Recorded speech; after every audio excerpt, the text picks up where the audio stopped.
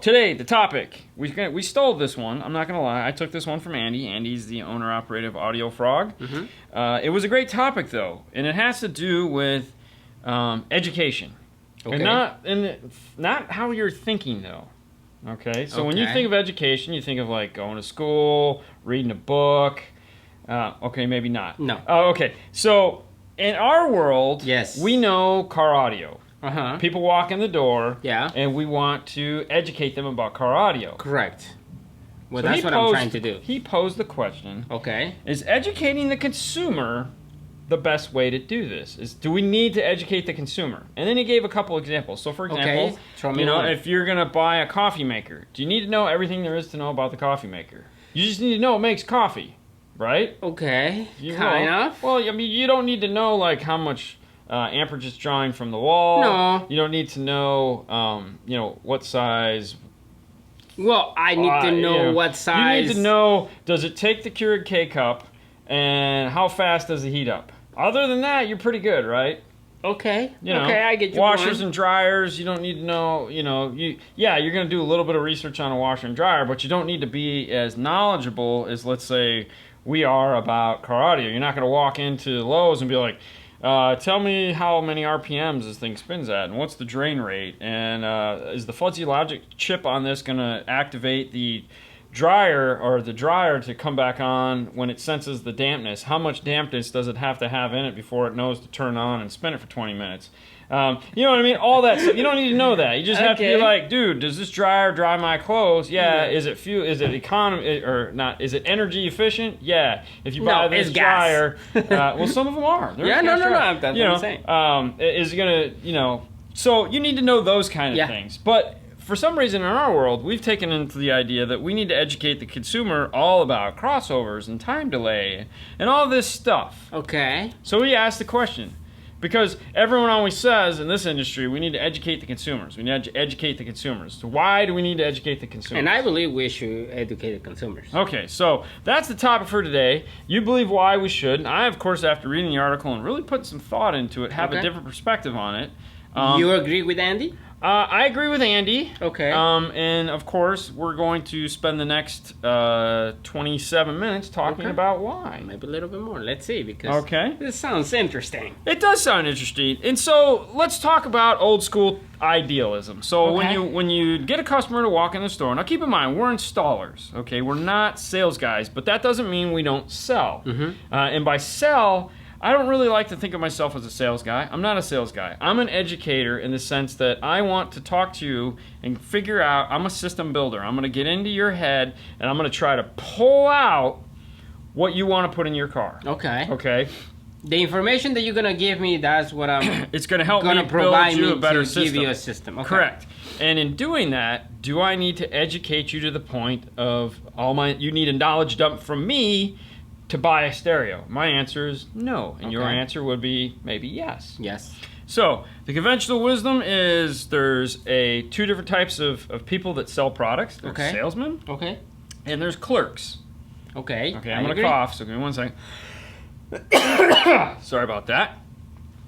Shouldn't eat trail mix before we hit record. Now, a salesman, as we all know, and a clerk, they're two totally different things. Mm-hmm. All right? Mm-hmm. And this is important, because a clerk is what we deal with 99% of the time when we go to a store. Correct. A clerk is a guy that, let's say you go to a sporting goods store and you need a pair of tennis shoes. Mm-hmm. Okay, so you walk in, you're like, I like these blue Nikes here. Okay, what size do you wear? Yeah. I wear size 15. Wow. Okay, I don't. So he goes in the back and he comes out and he goes, hey, I don't have that color, but I got 4 others in a size 15. Maybe you like one of these. Yeah. He's a clerk. Okay, he's just going to get you what you need. You walk into the place and say, hey, give me that 65-inch TV right there. And you're like, okay, I'll meet you at the register. Yeah. Or you walk up and say, hey, man, give me some, So they don't put effort into... Yeah, they don't have to have effort. They don't need to know anything. They just have to... If they sell, they sell. If you know, I mean, whatever. And it's like they have basic knowledge. So when you walk up and say, hey, tell me the difference between these two Blu-ray players. This one is blue and one is black. This one says Sony and this one says JVC. Samsung. Yeah, exactly. So... that's a clerk. Yeah. A sales guy is different. Uh-huh. A sales guy is that scumbag. Oh, okay? Wow, that's hard. And no, dude, trust me. And that's the guy you want to deal with. The sales guy is... You really want... Okay, well, let's talk about a sales guy. A sales guy is the guy that is going to do whatever it takes to sell you the radio, or sell you the car, or sell you whatever it is he's trying to sell. Okay? And a good salesman is going to do it and make you feel good about it. Okay. Now, a lot of guys think they're great salesmen. There again, I do not consider I do not consider myself a good salesman. I don't. I suck at it. Okay. Because for one, I don't know how to close a deal. I don't know how to talk pricing. I don't know any of that stuff. I don't want to be involved in that. I'm an installer. I don't care about any of that stuff. Right. I just want to answer the questions you're asking me and build something for you. Okay. A salesman can do all that and close the deal. Mm-hmm. So he's constantly thinking, close. How am I going to do this? So, hey man, today I got this deal. It's calling your name. Mm-hmm. Whether you need it or not, he's going to sell it to you. Okay. But he's going to take the effort to sell you this product. Mm-hmm. Okay, so you walk in the door, you say, hey, tell me about this. And you're like, hey, it's got this, it's got that. It matches your eyes. It looks good. Yeah, what do you think? I don't know. Well, tell you what, because it's you, buddy, you're going to get the for you price. Oh, Better yet, I'm going to give you the for me price. Okay. So I'm going to take $20 off the top. We can put this in your car right now. You want to do it? And you're like, oh, man. Done. Yeah, man. Gave me the for me price. Let's do this, man. Mm-hmm. You don't even know what you just bought. No. That's a salesman. That's somebody that you just look at and go, damn. So they involve you into the whole thing and that you just sell? Right. But it's all about closing the deal and making the money. Okay, but some of these salesmen, they're actually very educated people. Yes. They actually can tell you a lot of things of the product. Well, just like anything else, there's many layers to everything. So that guy I just described is like a glorified clerk. Okay. So he's like a clerk salesman, okay? Yes. He's got a box to move, and he's going to move it no matter how he wants. Okay. Now, you walk in the door, and you're like, the saying goes, answer the question and shut up. Okay. Guy walks in the door and says, show me a screen. So you walk him over and you say, okay, well, let me ask you a few questions first. Mm-hmm. And you qualify the customer. Mm-hmm. Qualifying the customer is always the most important thing. Mm-hmm. Meaning, I don't need to tell you stuff you don't need to know. Mm-hmm. I just need to know what you want to know. Okay. So I'm going to ask you a few key questions. Okay. So since we're talking about car audio, we're going to make these car audio questions. So you want to put a stereo in your car. Correct. First thing you're going to walk in the door, I'm going to say, and here what's going to happen is you're going to talk to Paul. And Paul's going to say, hey, how can I help you today? And you're going to start talking about this stuff. And he's going to go, hang on one second. Let me go grab my technician.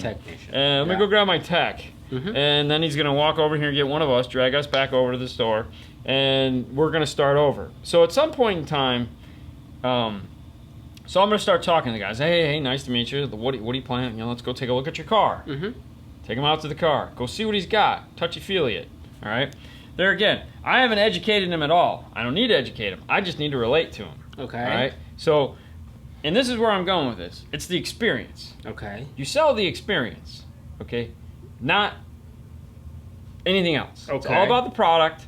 Or it's not all about the product. It's about the experience. You have to get somebody excited about it. You don't have to be the smartest person in the world, know everything about the product to be excited about it and want to own it. Okay? All right. So, guy comes in, says, hey, want to do this. I go out to his car. I say, hey, oh, wow, all right. Well, you have a factory radio. The factory radio does everything we need to do, right? Oh, yeah, I love it. It does everything I want. It sounds terrible. All right, well, what kind of music? And boom, he says it sounds terrible. Okay. Okay? Two things you can do at this point. This is like one of those books when you're in school. So you pick which road you want to go down. Mm-hmm. Okay? A, tell me what kind of music you listen to, mm-hmm. or B, let me hear what it sounds like. So if you've never heard that car before, say, do me a favor, let's sit inside and listen to it. Okay. Listen to the way it sounds, all right? If it sounds like total crap, boom. If it sounds good, and you're like, okay, now you have to listen, now you've listened to it, and you're like, oh, this actually sounds really good. Okay, what don't you like about this? Well, here, let me play this song for you, or ask him, can you play a song that you just don't like the way it sounds? So you can get an idea. You can kind of, you're getting educated from them. All right, it's the other way around. See? Ooh, scary. Okay. So now they're telling me, hey, I don't like the way this sounds. This is the music I listen to. This is how it sounds. We want it to sound different. And then you can ask simple questions at that point. Do you want it to have more bass? Do you want it to have more treble? Sometimes they come in and say they want a system when in reality they just don't have enough bass in the trunk and they just want you to add a 10 to the back and they're happy. Okay. Like, you know, they don't know what a system is. They don't know our lingo. They don't know our words. They're again, they've never been educated on them, but they don't need to know that in order to get through the day. So, you know, system is a word they've heard and they come in and say, hey, I want a system. And a sales guy goes, magically, I can sell you a system and you're going to love it. Okay, so you say, customer came in and say, hey, listen, I have this car out there and I don't like how it sounds. I want something more. Right. You know, I want more bass. Right. Right? So you go out there, check it out. I'm just saying, like, the people, when you say, we don't have to educate the people.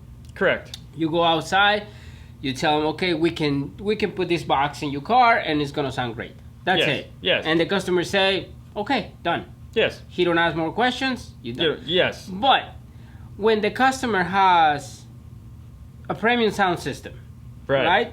It's not just throw the box in there and everybody's happy. Correct. You have to tell the people, or you have to tell the customer, the car that he has, it's a little bit different than the 1988. You know? So now you have to explain or educate the customer about why do we need this expensive box. So there's because I'm just thinking like some of the customers is like educating them and explaining them are two totally different things. So if we sit there and we go, hey, listen, you know, you have let's take that question a little bit further. Okay. So they got a premium sound system, it has a factory subwoofer. I hate the factory subwoofer. You go into the trunk and you say, you know, because you're going to look in the trunk and see what's going on. You go, oh my gosh, hey, did you know you have a factory subwoofer? No, I don't know. I didn't know that. Or I did know that. I don't feel like it's enough. And then you can go, oh, well, that's great. But did you notice that your seat doesn't fold down or doesn't have an armrest? There's no way for sound to get into the trunk. Maybe that's why you don't have a good bass response. It's just this thing up in the rear deck not doing anything. Oh, man. Well, that's an 8.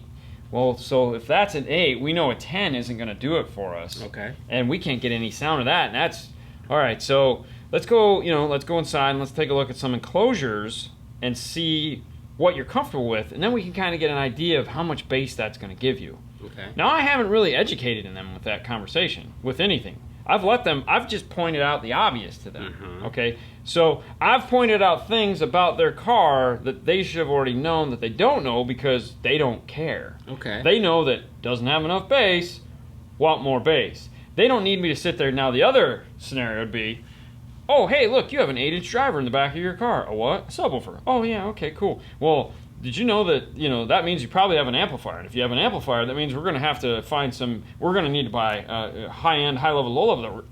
Hold on. Another peanut. We're going to need to sell an LC2I because, you know, you probably have 50 watts of power going to that subwoofer and a normal high-level to low-level adapter. Oh, by the way, do you know what a high-level to low-level adapter is? A high-level to low-level adapter is an adapter that's going to take the high-level signal coming out of that factory amplifier and compress it down to a low-level signal so that we can then re-amplify it again. And then the customer just heard Charlie Brown. Boom! Wah. My brain just exploded. So which one of those two sales pitches do you think is going to close the customer or going to better serve the customer? Okay.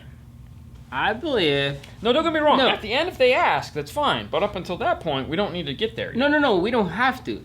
But I believe when you go and shop for something and say, I want this, and the guy... Now, keep in mind, right now, a lot of people... We talk about this in the week. Yes. A lot of people now, they shop online. Correct. Before they go to the store, they shop online. Why did you have to add that in? No, I'm just saying. Before they go to the store, they shop online and they just look something. Oh, okay, I have to see why my speaker is blown or something. I'm going to check it out. How much is that speaker? Okay. Oh, it's $200. So, okay, I can do that. Yes. They go to the store and then you charge them because they're going to need these pieces. Right. To do that. they're gonna be like $1,000, and they're No. gonna be like, okay, why? Don't get me wrong. Educating the customer, not saying to not educate the customer. I believe you have to There's a educate it's some of the customers. Correct. Yes, you do. You do. Like Now, some of the to customers, play out, they need to be all right. So to educated. so to back that one up. Okay, so the example that you're giving is going to go down like this. Same guy comes in, and now instead of asking us to design him something, he already went online and he bought something else. So he shows up all fat and happy, going, "Hey man, I need to get this installed." And you're like, "Cool. What do you got?" And he walks out. "I ordered this online. It says it'll work in my car." Who said it's going to work in your car? Well, the internet said it's going to work in my car. And I go, "Oh, okay, cool. Let's see what you got. Show me all the pieces. I got this box." Okay, so you have a box. Where's all the rest of it? What do you mean? This is all I need. This is what? Oh, okay. Well, at that point, he thought he knew everything. So you don't want to be a dick and be like, "No, you know." Okay. I'm just saying, yeah, beep. But you also need to find a nice way to, like you said, educate him to the fact that he needs this other stuff. Yeah. But inform him would be a better word, because he doesn't need to learn anything per se. He just needs to understand. So you have to find that way of going there. Again, you could do you're going to need this, and go, all right, well, the thing that you didn't, one of the things that you might not have saw when you were searching online is that you don't have an aftermarket radio, you have a factory radio. This doesn't have this won't hook up to a factory radio without another device. So for me, this is a question, me to you. Yes. You don't think this is an education? Or is just an explanation? I think more of to an tell them I think what they need. I think explaining them when keeping it as simple as possible is more the way to think of it. Okay. So let's change tracks now. Let's go over to a So when you say education, right. we don't have to go deep into the manufacturer who makes this, what did they make this, and the magnets and the neodymium and this and that. Correct. So we don't have to go that deep into. Unless it pertains to the experience.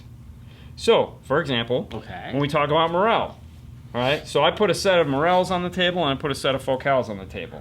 Okay, and we're looking at two sets of speakers. Now in this case, they're not hooked up. So I have to figure out how to sell this customer on one of these two speakers. Now I can sit here and educate them on various aspects of the speaker, like this cone is made out of that cone is made out of this.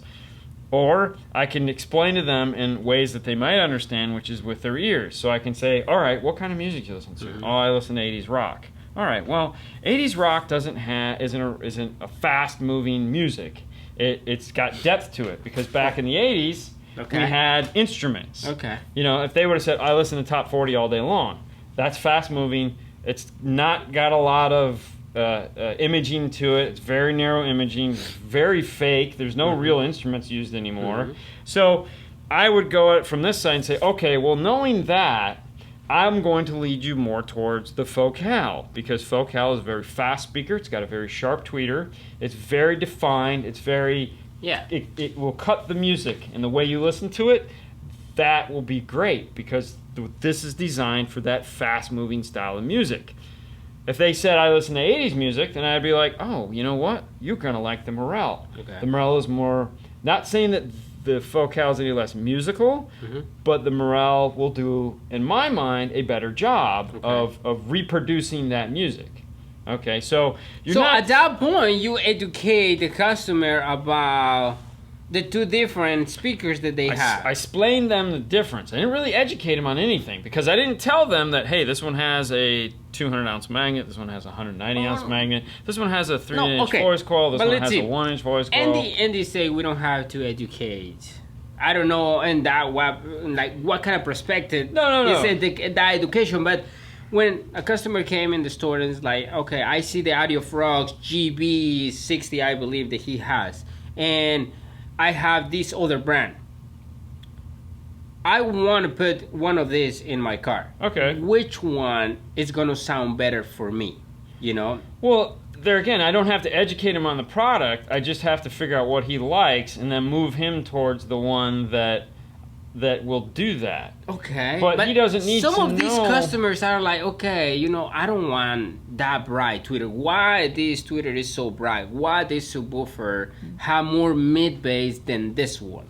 Well, okay, if they're asking those questions, okay, then you answer those questions. And that's my point. That's fine. Think some of the customers have to be... No, I'm saying that you can't educate them. What I'm saying is don't introduce the education not if they're not everybody. asking for it. Okay. If I'm not asking to learn, don't tell me. If I came to the store and I want a 290...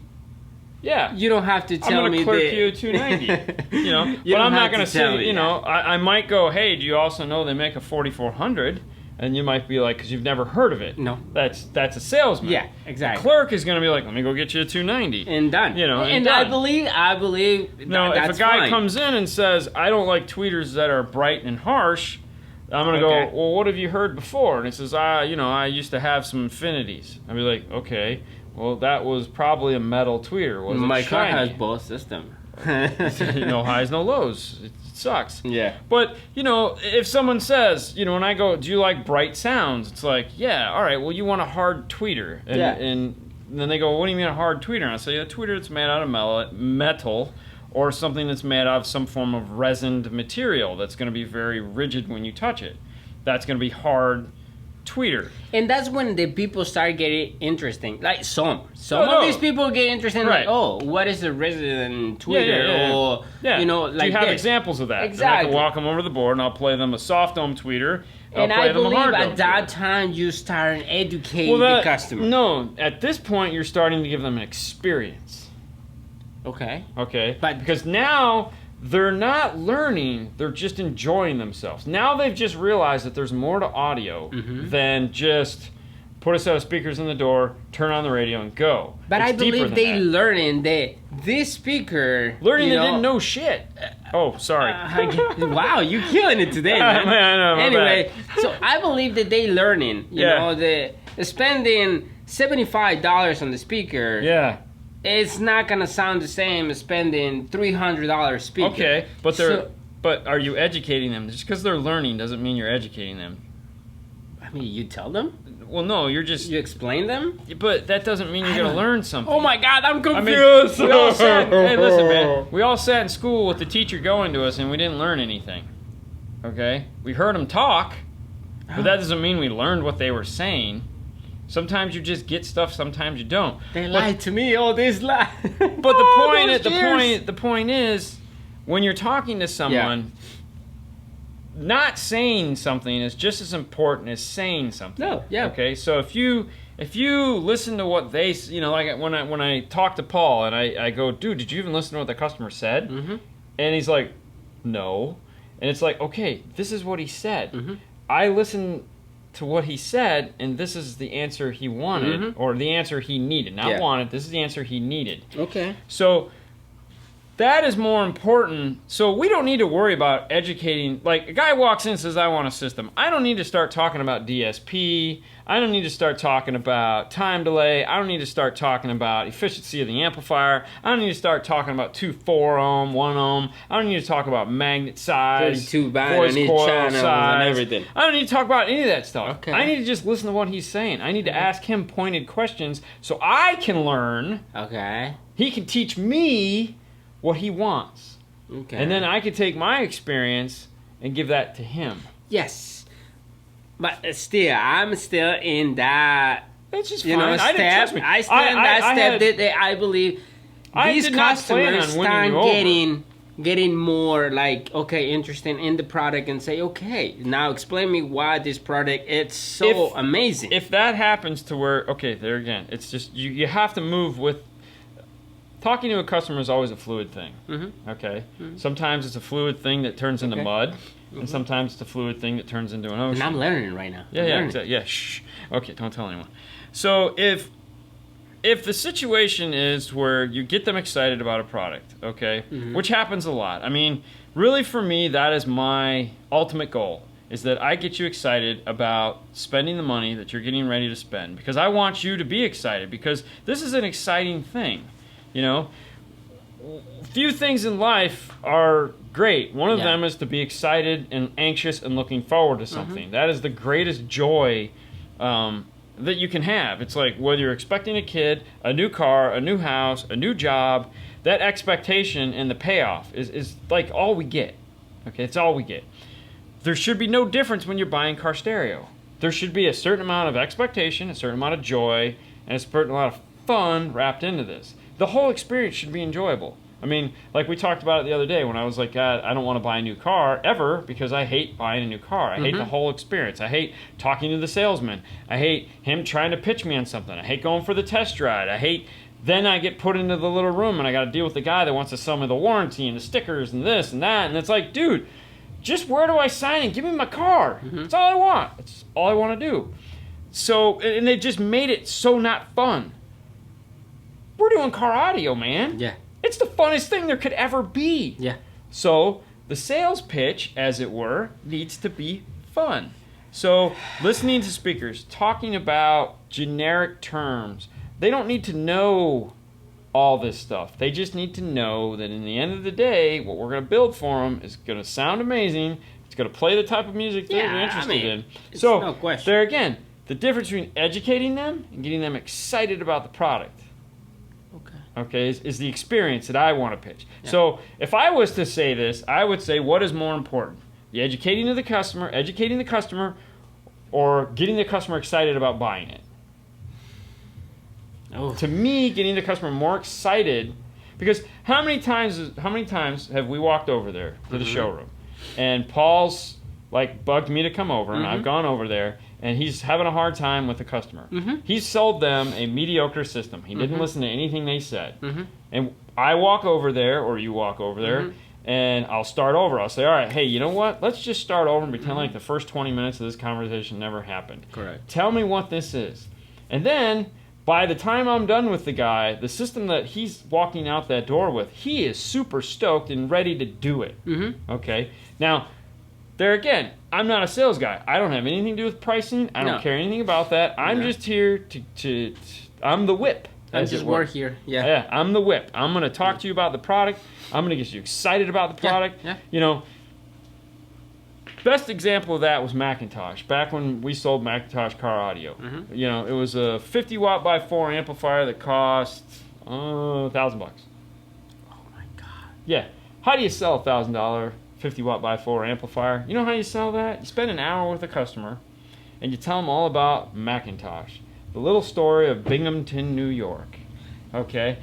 By the time you're done, you've told the whole history of them. Macintosh. Okay? Yeah. And you gave them that experience. They want to now be a part of whatever it is. They want to own some of that. Yeah. They want to own a piece of that history. They want to be part of that. They want to own that glass top amplifier. So you educate that people, so I they got can them buy excited. it. Okay. If telling a story is educating somebody, then I educated them. But I told them a story. When they left there, they don't remember what I just said. They didn't remember I told them it was in Binghamton. They just knew it was something cool, it was shiny, and they wanted to be a part of it. Yeah. And they walked out with a part of history in their hands. You know? That is one of the things that's severely missing from car audio. And I keep telling these guys this. I'm like, you guys need to come up with a better story. You know? Product is cool, a story is better. You know? When you look back in history and you look at great salesmen, they told stories. They were a personality. You know, Steve Jobs was Apple, and he was Apple, and he sold Apple because he was Steve Jobs. Steve Jobs got up on stage, people stopped what they were doing, and they watched. All right? What is this magic man going to bestow upon us this year? Whether you're an Apple fan or not, if you've ever watched him up on stage, he was a magician. Yeah. Okay? Yeah. Every time he talks, yeah. Yeah, okay. He was the story.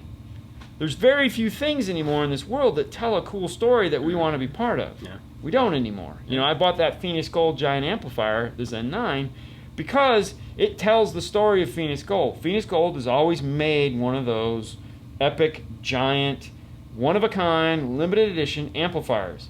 And now that Amp owns them, this was their turn to build that. Okay? This was their turn to build that Route 66 amplifier or that Frankenstein amplifier, so that they will be able to say, hey, we were a part of this Phoenix Gold history.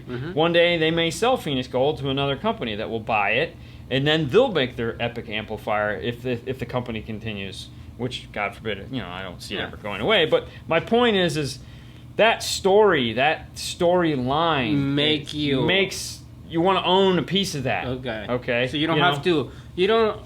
Okay. I don't have to know everything there is to know about Phoenix Gold to know that I just want to own a piece of that history. Okay. I want to feel special.